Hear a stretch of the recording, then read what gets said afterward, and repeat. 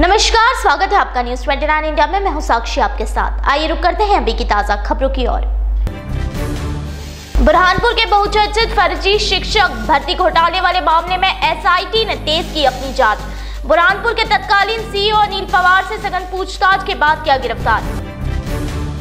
रायपुर के गुरूर थाना क्षेत्र के ग्राम धानापुरी खेड़ी के बीच नहर में मॉडल अंचल यादव की रस्सी बंधी हुई मिली लाश। पुलिस मामले की जांच में जुटी। सागर जिले को शर्मसार करने वाला घटनाक्रम आया सामने। 2 महीने पहले हुई वृद्ध की मौत के मामले में हुआ नया खुलासा।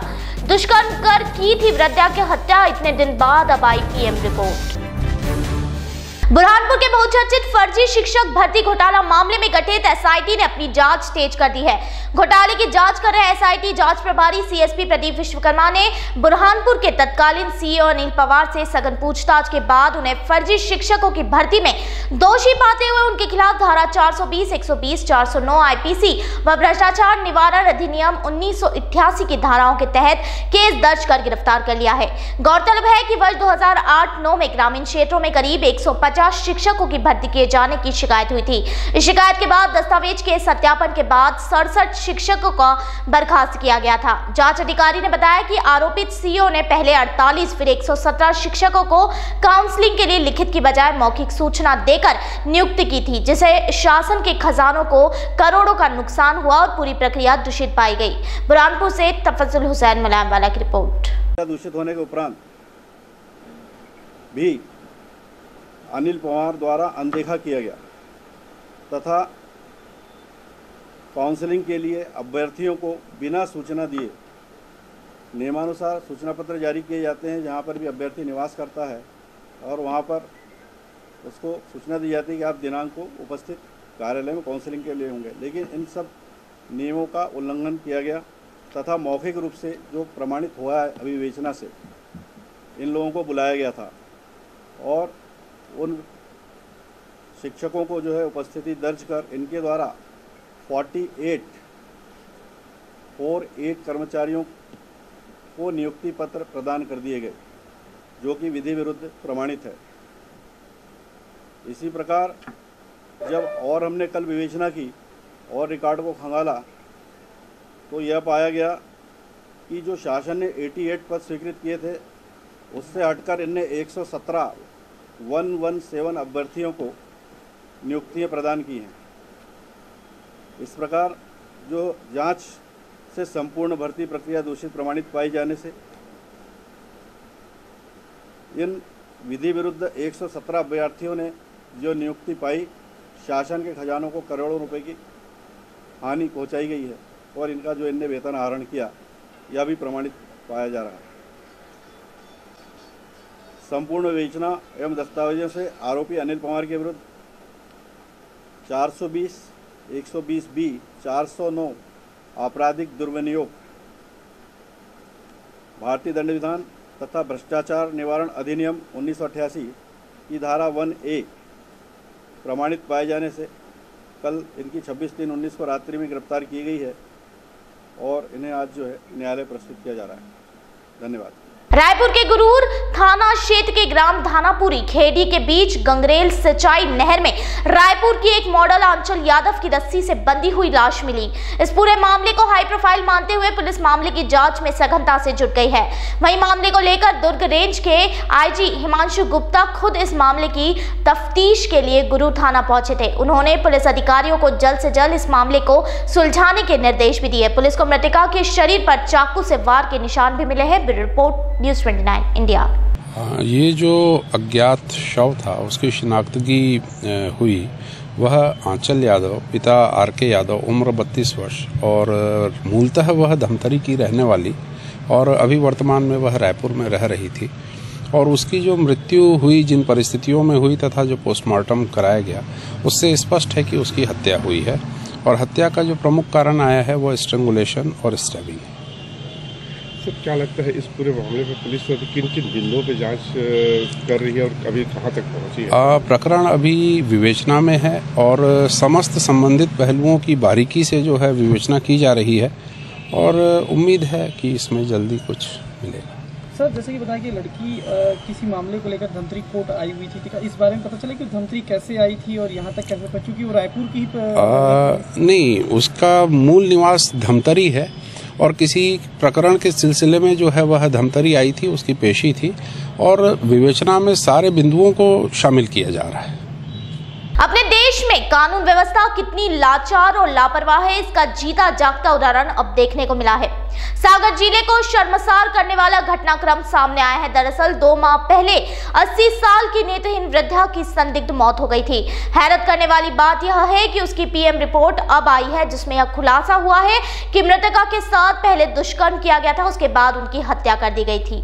पिछले दिनों सागर जिले के बंडा थाना क्षेत्र में 3 भाइयों द्वारा सगी बहन का बलात्कार और हत्या के खुलासे के बाद एक और जघन्य मामला सामने आया है। इनमें 2 माह पूर्व एक नेत्रहीन बुजुर्ग महिला की संदिग्ध मौत मामले की पीएम रिपोर्ट में मामला दुष्कर्म और हत्या का निकला।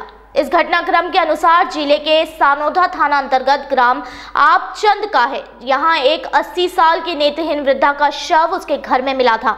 महिला की मौत सिर में लगी चोट की वजह से होना पाया गया था, जिसका पुलिस ने पीएम करवाया था और पीएम जांच रिपोर्ट में यह सनसनीखेज खुलासा हुआ है कि मृतका से दुष्कर्म कर उसके सिर पर प्रहार कर हत्या कर दी गई थी। अब पीएम रिपोर्ट के बाद पुलिस ने हत्या और दुष्कर्म का मामला दर्ज कर अज्ञात आरोपियों की तलाश शुरू कर दी है। सागर से सुधीर द्विवेदी की रिपोर्ट। और थाना सानोदा में ग्राम आवचंद में एक महिला थी जिसकी उम्र करीब 80 वर्ष थी और वो अपने जहाँ पर जानवर बांधे जाते थे वहीं पर वो रात में सोया करती थी। अगले दिन जो है उसके परिवार वालों ने सूचित किया कि वो महिला को चोट है और वो मर चुकी है। तो पुलिस ने घटना पर मर्ग कायम कर उस महिला का पीएम कराया। तो जो पीएम रिपोर्ट मिली है उसमें जो चोट है वो होमिसाइडल नेचर की है और उसके साथ में कुछ एक गलत काम होने की भी संभावना व्यक्त की है। तो इस पर से पुलिस ने 24 मार्च को धारा 302 और 376 आईपीसी पर अपराध कायम किया है और पुलिस की जो इन्वेस्टिगेशन में जो संदेही है उन सब पर पुलिस अगले अपने जांच कर रही है और संभवतः बहुत जल्दी इस घटना का खुलासा करेगी। चुनावी माहौल गर्म है, जिसके चलते सभी पार्टियां जनसभा करने में जरा भी वक्त जाया नहीं कर रही है। वहीं पीलीभीत में बीजेपी की विजय संकल्प रैली का आयोजन हुआ, जिसमें प्रमुख वक्ता भाषण देते रहे और पब्लिक उठकर चली गई। पंडाल में कुछ मीडिया के लोग व चुनिंदा नेता ही बैठे दिखाई दिए। पीलीभीत के रामा इंटर कॉलेज प्रांगण में विजय रैली के आयोजन में बीजेपी के राष्ट्रीय मंत्री आरपी सिंह एवं प्रदेश के नगर विकास मंत्री सुरेश खन्ना को भाषण देना था। भाषण के दौरान एक एक करके जनता पांडाल से जाती नजर आई। दोनों वक्ता योगी मोदी की उपलब्धियां गिनाते रहे और एक एक कर जनता पांडाल से निकलती रही। मौजूदा पांडाल में पीलीभीत लोकसभा के 5 विधायक, बीजेपी के कार्यकर्ता और कुछ मीडिया कर्मी ही दिखे। सभा के दौरान मंत्री आरपी सिंह ने राहुल के ऊपर तंज कसते हुए कहा कि हमारे यहाँ एक नई कहावत शुरू हुई है, गली गली में शोर है, जीजा साले चोर है। Report news 29 India. भी दिखाई नहीं पड़े आज। ऐसा है, कोई विरोध नहीं है, पूरी पार्टी बिल्कुल इंटैक्ट एक राय होकर कमल के फूल का समर्थन करेगी और माननीय वरुण गांधी जी यहाँ से फिर से एमपी जीत कर जाएंगे और वो मोदी जी का वो फिर से प्रधानमंत्री बनाएंगे। प्रधानमंत्री अपने नाम के आगे चौकीदार लगाते हैं और राहुल गांधी को चौकीदार चोर कहते हैं। सीधा सीधा कहीं ना कहीं प्रधानमंत्री को बोलना क्या कहना है? हमारा प्रधानमंत्री बिल्कुल प्योर है और विश्वसनीयता उन्होंने अर्जित की है। आज देश में अगर एक मान्य कोई नेता है तो वो है नरेंद्र मोदी। राहुल गांधी जी के लिए क्या कहेंगे? वो चौकीदार को चोर बता रहे हैं। राहुल गांधी तो एक कंफ्यूज आदमी है, उनका पास कोई स्थायित्व तो नहीं है। कभी वो मोदी जी के गले पड़ जाते हैं और कभी वो मोदी जी की नीतियों का अनुकरण करते हैं। आज उन्होंने जो अखबारों में किया है वो मोदी जी की नीतियों का अनुकरण है। एक जब मोदी जी ने किसान सम्मान निधि चलाई तो उसी तर्ज पर उन्होंने ये भी कह दिया। इसका कोई वो नहीं है। उनको तो ये चाहिए कि या तो अपनी पार्टी को समाप्त करके मोदी जी की पार्टी की सदस्यता ग्रहण कर लें। खिलचीपुर आज चौथ पक्ष की कृष्ण पक्ष की सप्तमी को हिंदू समाजजनों के घर में भोजन नहीं बनेगा।